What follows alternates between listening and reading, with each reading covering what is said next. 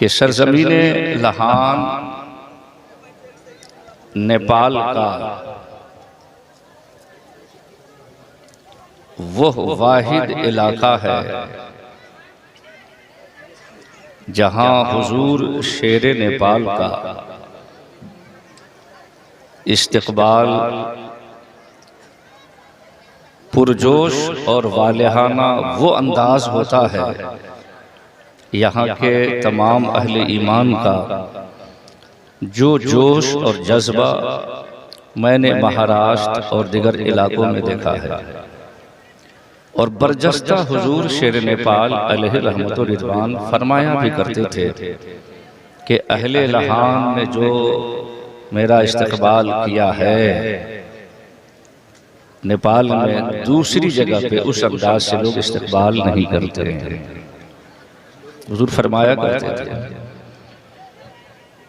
आज यकीनन हमारी निगाहों के सामने हुजूर शेर नेपाल बज़ाहिर जलवगर नहीं है, लेकिन हम अहले ईमान का ये अकीदा है कि हुजूर शेर नेपाल हम तमाम हजरात को मुलाहिजा फरमा रहे हैं।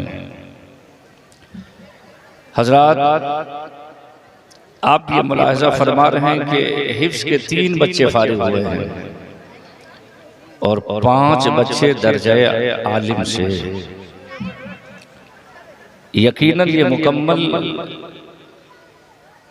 आप हजरात की मेहनतों का समरा है, जैसा कि मुझसे पेशरो खतीब अल्लामा मुफ्ती अशरफ रज़ा साहब क़िबला से आप पुरजोश वलवला अंगेज खिताब में समाअत फरमा रहे थे। आयात और अहादीस की रोशनी में गुफ्तगू से पहले थोड़ा सा हम तारीख का पस मंजर आपकी निगाहों के सामने रखने की सादत हासिल करेंगे और ये जहन में हम डालने की कोशिश करेंगे कि फितने हर दौर में उठते हैं। इस्लाम के खिलाफ, मुसलमानों के खिलाफ, कुरान के खिलाफ, साहिब कुरान के खिलाफ। कोई दौर ऐसा नहीं है तारीख़ इस्लाम का जिस दौर में ऐसी फितना अंगेजी न हुई हो। यही नहीं बल्कि अहले ईमान को मिटाने की, कुरान को इस सफ़े हस्ती से ख़त्म करने की बात बड़े बड़े फरायना और बड़े बड़े जाबिर हुक्मरानों ने भी किया है। और तारीख़ इस्लाम का सबसे बड़ा फितना अगर था तो मंगोलिया की सरजमीन से उठने वाला वो आंधी और तूफान की शक्ल में हिलाकों का फितना, जिसने पूरी दुनिया इंसानियत को हिला के रख दिया था। सब लोग इस बात से बहुत खूबी वाकिफ हैं। बहरहाल उस फितना का जब दौर आया, सब लोग इस बात से बखूबी वाकिफ हैं कि उस जमाने में इस्लाम का मरकजी शहर बगदाद था। इल्म व हिकमत के एतबार से, दानाई के एतबार से, इल्मी सरमाये के एतबार से, उलमा की मौजूदगी के एतबार से बगदाद उस जमाने में इस्लामी सल्तनत का कैपिटल और राजधानी कहलाता था। हिलाकू जब मंगोल की सरजमीन से निकला अपने फितना सामानियों के साथ, न मालूम कितने इंसानों को तहे तेग किया, न मालूम इंसानी खून से नदियां सुर्ख हुई हैं, कितने इंसानों की जान उसने अपनी हथेली पे लेकर के तलवार की नोक पे सरों को उछाला है। यही नहीं, तारीख बताती है ताशकंद की सरजमीन पर इंसानी खोपड़ियों से एक मीनार तामीर की गई और उसी मीनार पे चढ़ करके इंसान का भेजा निकाल करके उसी खोपड़ी में हिलाकू ने शराब नोश किया था। फितना आगे बढ़ता गया, समरकंद और बुखारा का सुकूत हुआ। यही नहीं, ये फितना बढ़ते बढ़ते इस्लाम का सबसे बड़ा शहर उस जमाने का इल्मी एतबार से शहर बगदाद तक पहुंचा है। मगर याद रखिएगा, हर दौर में फितने के सद्देबाब के लिए अल्लाह ने नाएबान रसूल, उलमा और औलिया की एक मुकद्दस जमात हर दौर में अल्लाह ने भेजा है और हर दौर में ये जमात रही है। अगरचे बुजुर्गों ने कोशिश जरूर की थी कि ये फितना यहाँ रुक जाए। मुसलमानों को मुतनब्बे किया था कि ऐ मुसलमानों, ऐश परवरी छोड़ दो, दीन से करीब हो जाओ, सुन्नत पे अमल करो, ख़वातीनों बेपर्दगी छोड़ो, अपनी नामूसो इज्जत की हिफाजत करो। अगर दीन पर चलने का जज्बा रहेगा तो तुम हर दौर में सुरखुरू रहोगे, और अगर दीन पर चलने का जज्बा नहीं रहेगा तो फिर इन फितनों से नबर्द आजमा होने के लिए तुम्हें हमा वक्त तैयार रहना होगा। मगर अहले ईमान थे, जब भी अहले ईमान को दौलत की शक्ल में एक नेमत मिली है तो ये अहले ईमान उस दौलत पे इतराते भी हैं, घमंड भी करते हैं, तकब्बुर भी करते हैं, नाज भी करते हैं। कुछ ऐसे भी होते हैं जिन्हें राह खुदा में भी खर्च करते हैं, मगर कुछ तो ऐसे होते हैं जो हर लम्हा उनकी रफ्तार से, उनकी गुफ्तार से, उनके किरदार से तकब्बुर और किबरियाई की बू आती रही होती है। इस कदर गुरूर और तकब्बुर आज भी देख लें, अगर पैसे आ गए तो पैसों की गर्मी कुछ ही लोगों की बर्दाश्त होती है। हर इंसान को पैसे की गर्मी बर्दाश्त नहीं होती है। कहीं न कहीं जुमला जरूर ऐसा बोल देगा जिससे इंसान का खून खौल जाएगा और इंसान हैरान और परेशान हो जाएगा। ये तो आम बात रही है। बहरहाल याद रखिएगा, खुसूसन नौजवानों में जब भी बेराह रवि आती है और नौजवानों में जब भी दीन से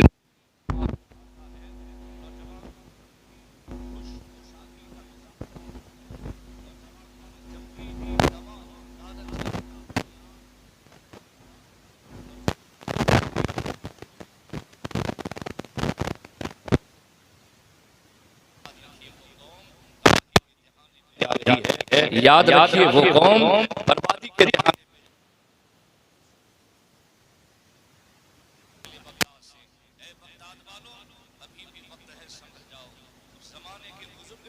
प्याला उलट दिया था। हिलाकू के फौज और सिपह सालार की निगाहों से पूरा बगदाद शहर गायब हो गया था, मगर लोग बाज नहीं आए, गुनाहों से बचे नहीं। हिलाकत अल्लाह ने मुकद्दर फरमा दिया। तारीख बताती है कि जंग शुरू हुई है, लड़ाई शुरू हुई है, और ये क्यों हुआ था जानते हैं? बादशाह के अंदर और खलीफे मुसलमान के अंदर भी इस कदर अय्याशी आ गई थी, तवाइफुल मुलूकी आ गई थी कि नाम के लिए मुसलमान हुक्मरान थे, मगर हकीकत में इस्लाम की पासदारी उनके पास नहीं थी, न शरीयत पर अमल था। हिलाकू जब बगदाद की सरजमीन पर ईंट से ईंट बजाने के लिए आगे बढ़ा, इंसानों के जिस्मों को गाजर और मूली की तरह काटना शुरू किया है। सुबह लड़ाई शुरू हुई है, शाम तक ये लड़ाई चलती रही है। तारीख यही बताती है, इंसानों के सर से, इंसानों के जिस्म से, इंसान के लाशों से पूरे बगदाद की गलियां भर चुकी थी। दरियाए दजला का पानी सुर्ख इसलिए हुआ था कि इंसान का खून बह करके पानी सुर्ख हो गया था। दरियाए दजला ही नहीं, सुर्ख ही नहीं हुआ, बल्कि दरियाए दजला का पानी स्याह और काला भी हुआ है। आप सोचेंगे पानी काला क्यों हुआ? आज किताबें प्रिंट हुआ करती हैं, आज किताबें छपती हैं, मगर उस जमाने में किताबें छपती नहीं थी, बल्कि हाथ से लिखे जाते थे। चावल जला करके स्याही बनाई जाती थी, उससे कुरान लिखे जाते थे, अहादीस के नुस्खे लिखे जाते थे। कातिब मुकर्रर होता था जो किताबें लिख करके एक दूसरे को दिया करता था। ये तरीक़ेकार था। मगर जानते हैं जब सुकूते बगदाद का वक्त कब करीब आया है तो कैफियत ये हो गई कि वो दारुल हिकमत, वो बैतुल हिकमत और वो बैतुल अनवार जिसे किसी जमाने में हारून रशीद ने तामीर करवाया था, जिसे किसी जमाने में मामून ने जिसकी तज़ीन कारी की थी, और वह बैतुल हिकमत जिसे किसी जमाने में अमीन रशीद ने भी परवान चढ़ाया था। कह लीजिए पूरी दुनिया इंसानियत में और इस्लाम में अगर इल्मी सरमाया कहीं पे था तो बगदाद की सरजमीन पर था।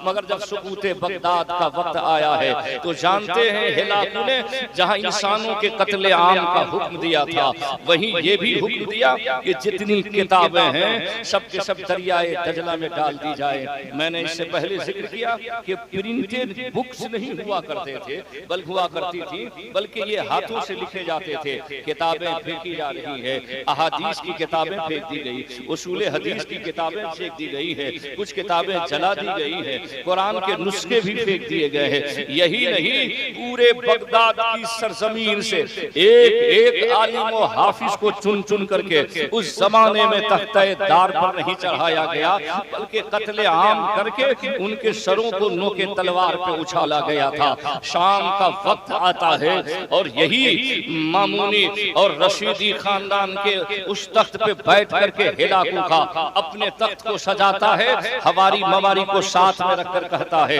कि अब मैंने इस्लाम का माज़ल्ला सफाया कर दिया है। न कोई हदीस पढ़ने वाला है यहाँ, न कोई आलिम दीन है जो फिक़ह बता सके, न कोई और मुफ्ती है जो फतवा दे सके, न कोई अब हाफिज कुरान है जो कुरान की तिलावत कर सके, न कोई कुरान का नुस्खा है कि अहले ईमान उस कुरान पर अमल कर सके। मगर तारीख यही बताती है कि उसी मजमा में एक 10 साल का बच्चा खड़ा होता है और हिलाकू को ललकार कर कहता है, हिलाकू तू समझ रहा है कि कुरान तूने दरिया में फेंक दिया तो अब कुरान खत्म हो जाएगा, तू ये समझ रहा है कुरानी नुस्खों को नजर आतिश कर दिया है तो अब कुरान मिट जाएगा। ओ जालिम सुन ले, इस जमीन पर जब तक अहले ईमान का एक फर्द भी जिंदा रहेगा कुरान उसके सीने में मौजूद रहेगा। 10 साला बच्चा ने हिलाकू के सामने चैलेंज करके कहा कि सुनो सुनो, मैं भी यही बैठे बैठे सूरह फातिहा से लेकर सूरह नास तक कुरान सुनाने की सलाहियत। नारे तकबीर, नारे रिसालत, नारे रिसालत, उलमाए अहले सुन्नत। सुभान अल्लाह। पूरी दुनिया का सरसरी तौर पर अगर हम जायजा लेते हैं तो जानते हैं पूरी दुनिया में आप तअज्जुब करेंगे कि आज भी कुरान पाक के जितने हुफ़ाज इस दाने गीती पर हैं, किसी और किताब के इतने बाई हार्ट सीने में महफूज रखने वाले अफराद नजर नहीं आते हैं। आखिर क्यों न हो, इन्ना नहनु नज़्ज़लना ज़िक्रा व इन्ना लहू लहाफ़िज़ून कुरान कह रहा है। अल्लाह फरमाता है हम बेशक हमने ही कुरान को नाजिल किया है और यकीनन हम ही इसकी हिफाजत करने वाले हैं। गोया कह लीजिए हाफिजून का लफ्ज बता रहा है, ये हाफिज की जमा है ये, और जमा हाफिज गोया के कह लीजिए रब्बे ज़ुल जलाल सिफते हिफ्ज से गोया मुत्तसिफ होकर ये फरमा रहा है कि मैं भी इसकी हिफाजत करने वाला हूँ। जो हाफिजे कुरान हो जाता है वो हिफ्ज़े कुरान में गोया मेरी सिफत से मुत्तसिफ हो गया। आइए जरा उलमाए किराम के दल से बेशुमार अहादीस आप सुनते रहे हैं। मैं भी चाहता हूं कि जो अफराद यहाँ बैठे हैं, चाहे मर्द हो या खवातीन, सब बगौर समाअत फरमाए। सरकार इरशाद फरमाते हैं जुलूस का फी मजलिस इल्म, आपका बैठना मजलिस इल्म, चाहे इल्म का मतलब कतन ये नहीं है कि दरसगाह में ही बैठना, इल्म की बात जहाँ होती हो वो मजलिस इल्म है, जलसा हो मजलिस इल्म है, मुफ्तियाने किराम बैठे मजलिस इल्म है, तकरीर हो रही है मजलिस इल्म है। ये मजलिस इल्म में बैठना और कैसे कि लम तमुस्सु कलमन वलम तक्तुब हरफन, न तुम कलम पकड़ो और न एक हर्फ लिखो। पहले के जमाने में लोग अपने हाफजा पे जहाँ क्या भरोसा करते थे, वहीं लोग उस जमाने में लिखने का भी काम किया करते थे। अगर लिखे नहीं जाते नुस्खे तो ये नुस्खे किताबी शक्ल में हमारे पास मौजूद नहीं होते, लेकिन लेकिन आज जो किताबें मौजूद हैं वो उस जमाने में सहाबा लिखते भी थे, याद भी करते थे, लिखने का रिवाज पैदा हुआ। सरकार फरमाते हैं इल्म की मजलिस में बैठना, और इल्म की मजलिस में बैठे तो न कलम पकड़े और न एक हर्फ लिखा है, तो सरकार जानते हैं क्या फरमाते हैं और मुस्तए जाफिजा क्या देते हैं। जानते हैं सरकार फरमाते हैं कि अल्लाह तबारक व तआला ऐसे बंदे को वो एजाज अता फरमाता है जिस एजाज का तसव्वुर इंसान दुनिया में कर भी नहीं सकता है।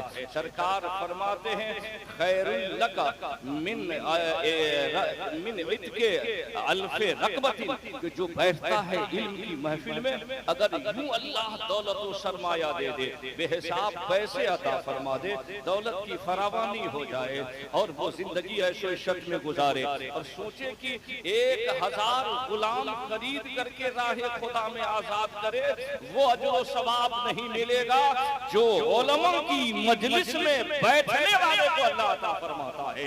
यही नहीं सरकार इरशाद फरमाते हैं कि जानते हो ऐ अहले ईमान, इल्म की मजलिस में बैठो और बैठने के बाद कि अन नज़रो इला वजहिल आलिम, इबादत का लफ्ज़ सरकार ने फरमाया कि उलमा के मुबारक चेहरे को देखना ये भी इबादत है। व नज़रो को इला वजहिल आलिम, और तुम्हारा देखना आलिम के चेहरे को, खैरुन मिन आई अन तसद्दक़ फी सबीलिल्लाह अल फरसिन, कि 1000 घोड़ा खरीद करके